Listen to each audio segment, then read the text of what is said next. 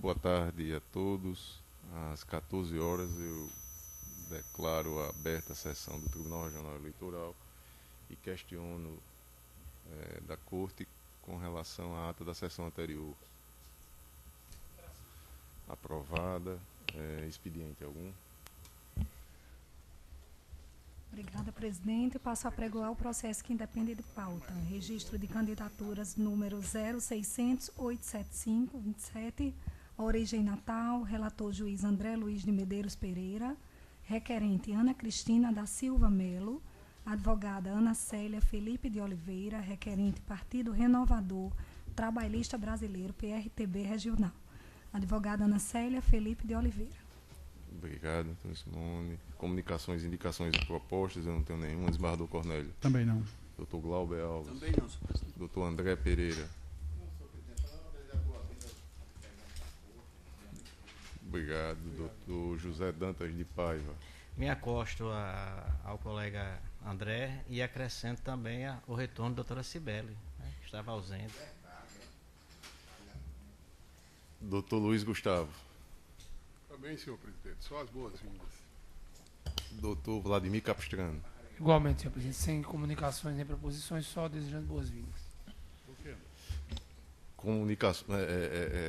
Me passou despercebido aqui, mas para dar conhecimento à Corte, nós tivemos aqui a exposição do artista plástico Mocó Rasmussen, né? Conhecido nome artístico aí, Mocó, e ele irá presentear o tribunal com uma obra sua, já noticiou e disse que essa obra será ainda realizada lá nos Estados Unidos, onde ele mora, considerando todo o aspecto aqui do dia da exposição que aconteceu. Então, diante desse fato, a presidência está imaginando baixar um normativo para esse acervo ser incorporado ao patrimônio do tribunal, né, tombado, obviamente, e também a questão de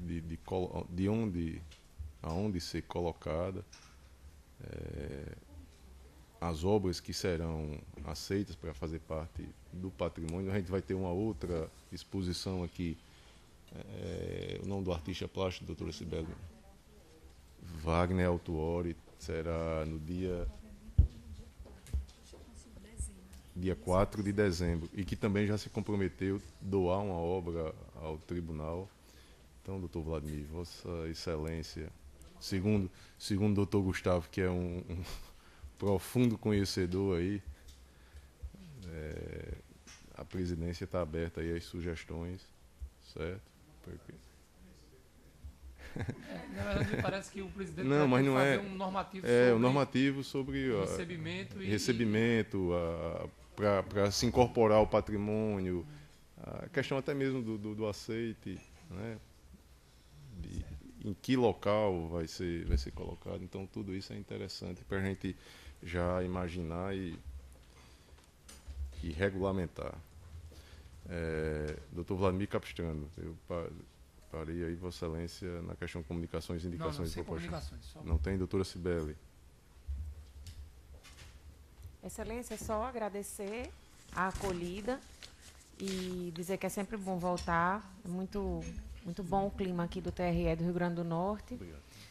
E elogiar também as festividades do Dia do Servidor, foram muito bem elaboradas, e parabenizar a doutora Simone, doutora assessora de comunicação Virginia Celli, a presidência, e elogiar especialmente pela abertura do espaço do TRE às artes, porque é muito importante que haja essa possibilidade do artista potiguar se apresentar.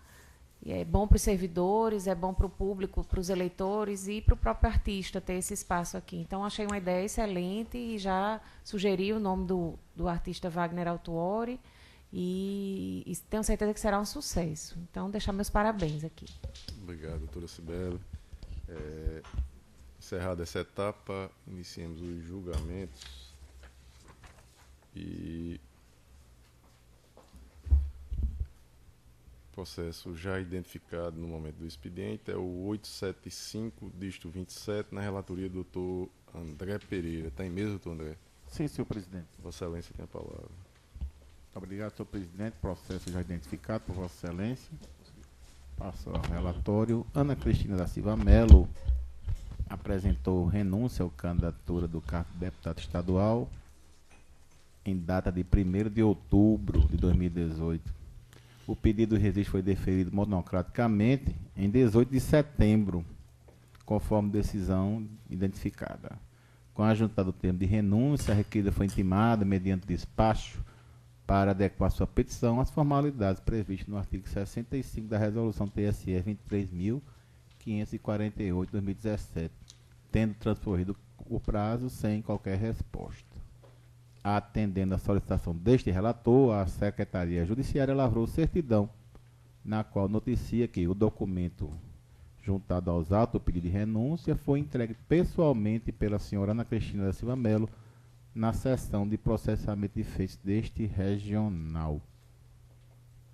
Senhor presidente, eu solicito parecer oral do Ministério Público Eleitoral. Com relação ao relatório, tudo de acordo, aprovado o relatório, o Ministério Público. Senhor presidente, senhor relator, senhores juízes, a candidata renuncia, mas o faz sem documento com assinatura reconhecida.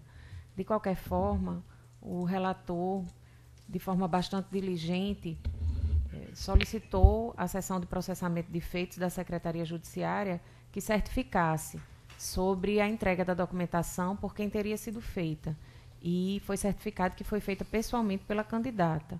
A assinatura coincide com todos os documentos que constam nos autos. Então, apesar de não haver o reconhecimento da assinatura, tudo aponta para que a renúncia seja reconhecida e homologada, uma vez que não há dúvidas sobre a identidade da requerente.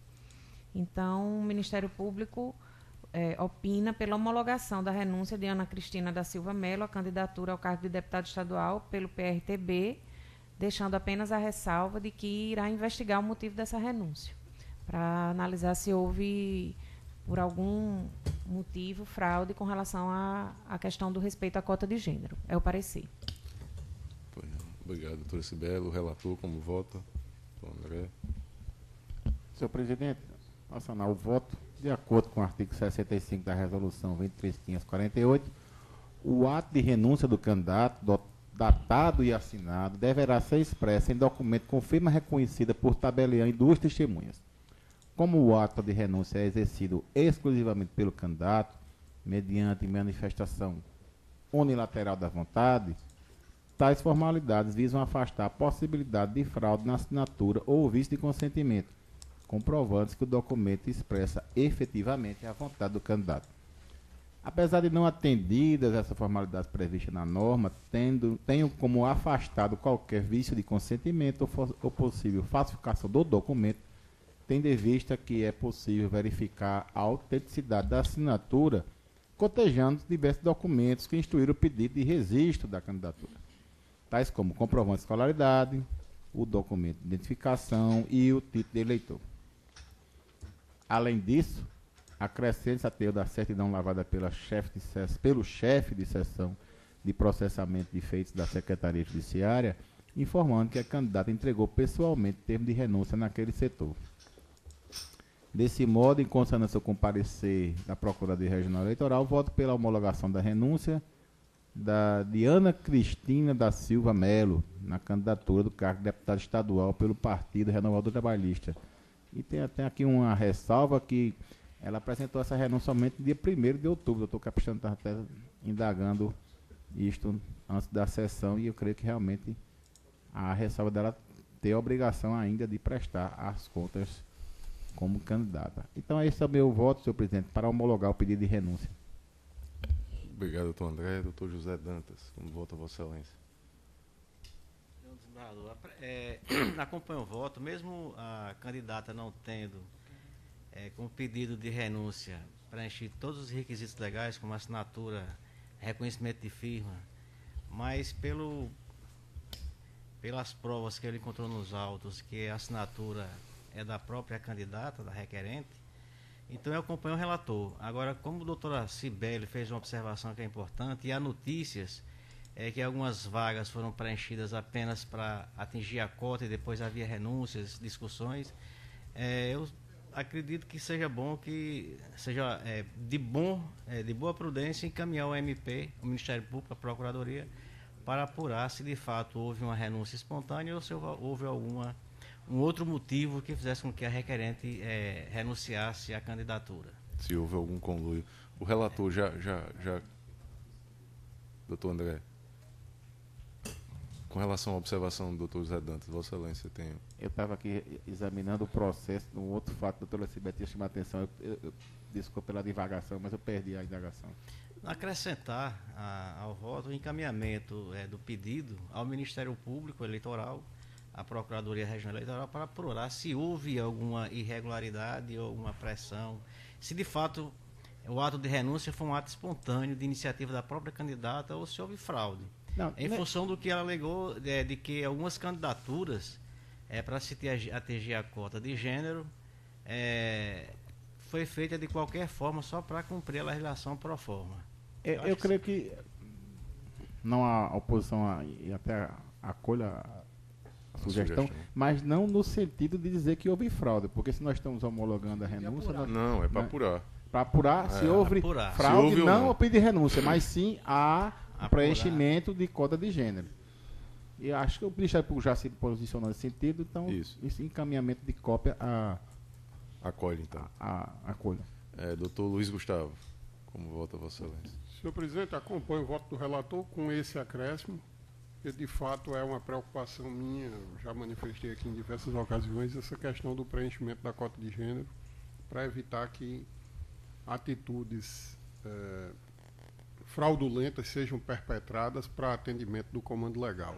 Então é sempre importante observar, pelo que eu examinei aqui dos autos, a candidata teve diligências, cumpriu diligências, tanto é que o registro dela já foi deferido no final do nosso prazo e depois de deferido desiste. Então, de fato, merece ser verificado em procedimento próprio essa questão, não em relação à renúncia, que a renúncia é fato que nós homologamos agora, como bem dito pelo relator, mas em relação à própria candidatura, só para efeito dessa questão de cota de gênero. Perfeito. Doutor Vladimir Capistrano.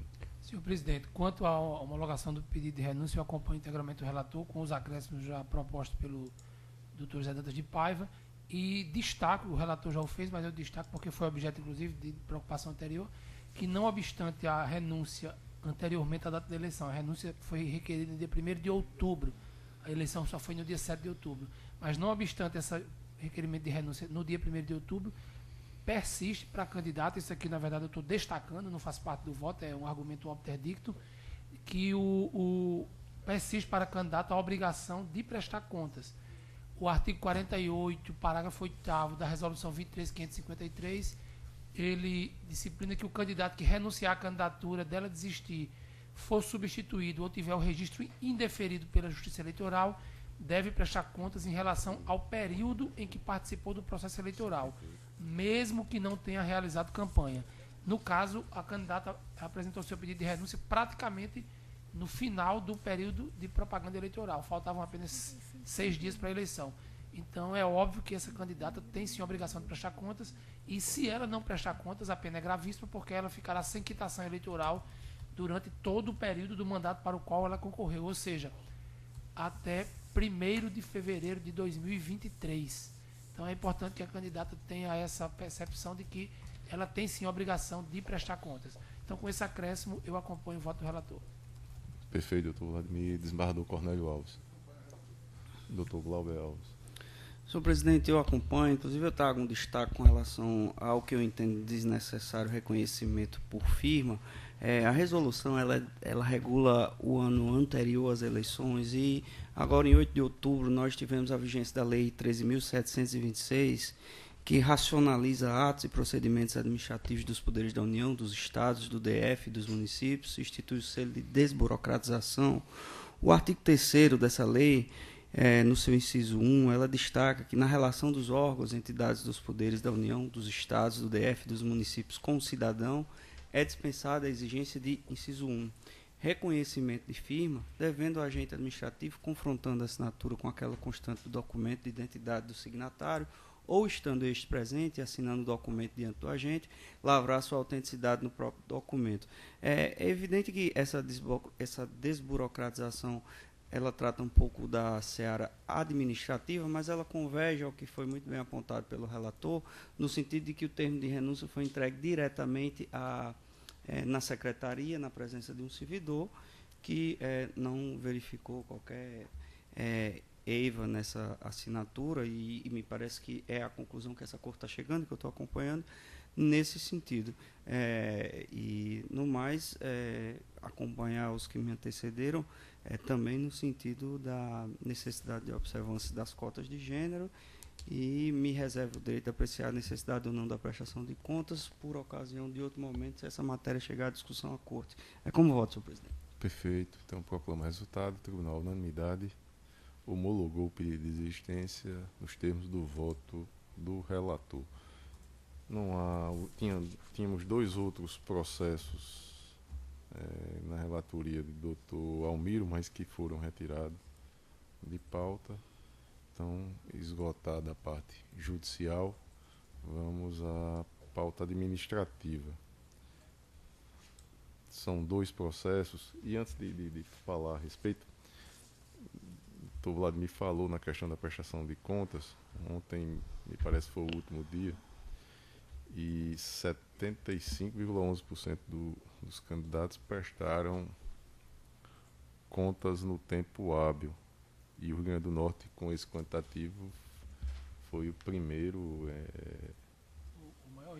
com maior índice de prestação de contas. Então, e não obstante, essa quase 25% ainda faltando, e este é o maior índice. Os processos administrativos, o primeiro é o 517, dígito 97, que trata da figura do juiz auxiliar da presidência e da corregedoria no nosso regimento interno. E a proposta apresentada, ela passou pela comissão, foram apresentadas sugestões acolhidas pela presidência, e de modo que o voto ele está aí disponível aí no PJE. Eu peço aqui o opinamento ministerial. É a 46, não é isso? Isso. Sim, favorável, excelência. É sem gratificação? Sem gratificação. Sem nenhuma perspectiva de implantar gratificação? Por enquanto, só a boa vontade. Não, é favorável, rogando que seja implantada algum dia para atrair, né? É verdade. Porque é muito trabalho, eu testemunhei o trabalho, é muito trabalho. Você não se desonera, porque podia haver algum tipo de desoneração da origem, né? Não há. Mas o juiz continua com a enorme carga de trabalho na origem e se doando aqui ao TRE. Então, eu opino favoravelmente, claro, acho que foi excelente a iniciativa.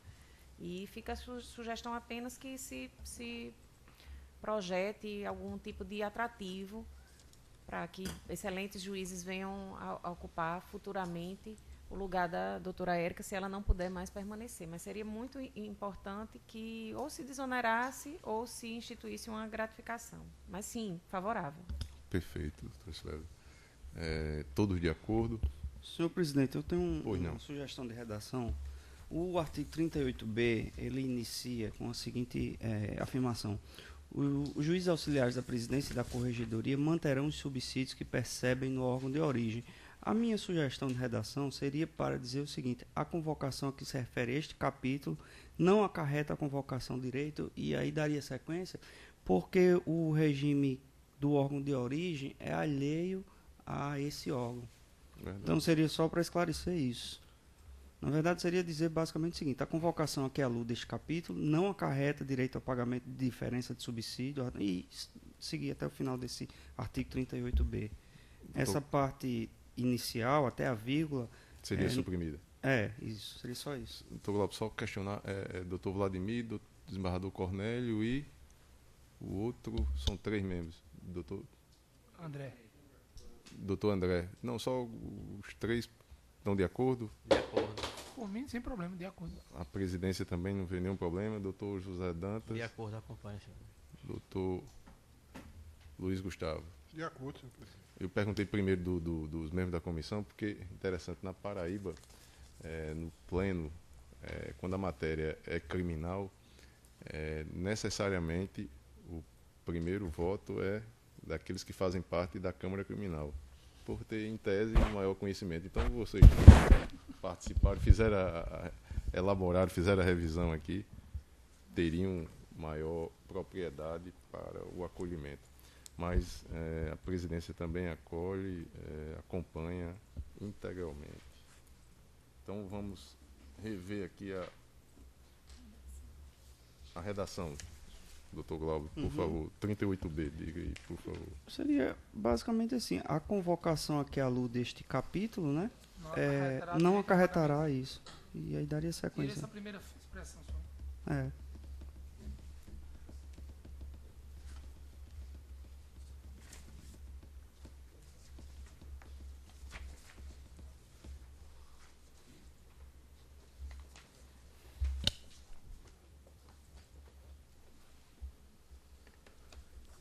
Então, a convocação aqui à luz deste capítulo não acarreta o direito ao pagamento de diferença, e aí o resto segue. Pegou a redação? Então, aprovada à unanimidade. E a outra é o processo administrativo 52307. Esse trata daquela questão do voto da presidência.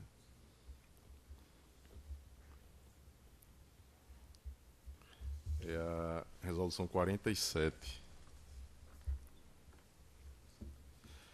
que tem a seguinte redação: alterar o disposto no artigo 93 e 94 da resolução TRE 09/2012, os quais passarão a vigorar com a seguinte redação. Parágrafo 3º do artigo 93. As decisões sobre quaisquer ações que importem cassação de registro, anulação geral de eleições ou perda de diplomas somente poderão ser tomadas com a presença de todos os seus membros. E o artigo 94, o presidente não proferirá voto, salvo, inciso 3, nas hipóteses descritas no parágrafo 3º do artigo 93 deste regimento, inciso 4, nos demais casos, quando ocorrer empate na votação dos feitos judiciais. Doutora Cibele. Favorável, excelência, aprovação. Favorável. E alguma divergência? Presidente, só fazendo um esclarecimento que, além de incluir o voto do presidente nos casos de cassação de registro, a gente está, na verdade, também inserindo a própria regra da exigência de quórum completo no regimento, porque o nosso regimento é anterior à mini-reforma eleitoral e ele só tratava da maioria para formação de maioria para qualquer julgamento. A gente está acrescentando o parágrafo 3º, que é a mesma redação do 28 do Código Eleitoral, exigindo o quórum completo nesses casos de cassação de mandato. E só esclarecendo, doutor Vladimir, que nós já vínhamos... já vimos praticando mesmo com regimentos não estando atualizados. Exatamente. Então, todos de acordo? De acordo. De acordo. Aprovado à unanimidade. Às 14h24, eu declaro encerrada a presente sessão. Antes de encerrar, eu me recordo, doutor Glauber, havia uma solicitação daquela mudança. Permanece ou no dia 14? Desembargador Não, Cornélio. senhor presidente, não, é porque eu vou ter uma série de eventos esse mês, mas nesse dia 14 não vai mais ser Não ajuda. necessário, não. Não, então, isso. mas não, porque o desembargador Cornélio não Na ajuda. verdade, era Mas... trazer alguma das sessões. Exatamente, traria para o dia 14. A do dia 23 ou a do dia 30, alguém Tô sem o calendário aqui, deixa eu só ver aqui, só um minuto. Eu me lembro que no dia tinha duas. Porque aí, como o desembargador Cornélio havia falado antes, aí eu prestigiei, mas o desembargador Cornélio disse que não tem mais necessidade, não é isso? Do dia 14? Ou permanece? Permanece? Então eu desisti. Então, às 14 horas e 25 minutos. E no dia minutos, 28, não. Não, por conta da eleição da OAB. da eleição da OAB. Sim, não certo. tem expediente. Não, é porque eu imaginei que você tinha dito, não, dia. Então pronto, então tá resolvido. É porque eu entendi errado, então. Então, às 14 horas e 25 minutos, eu declaro. Dia 14 tem não. Às 14 horas e 25 minutos, declaro encerrada a presente sessão. Então, dia 14 não tem.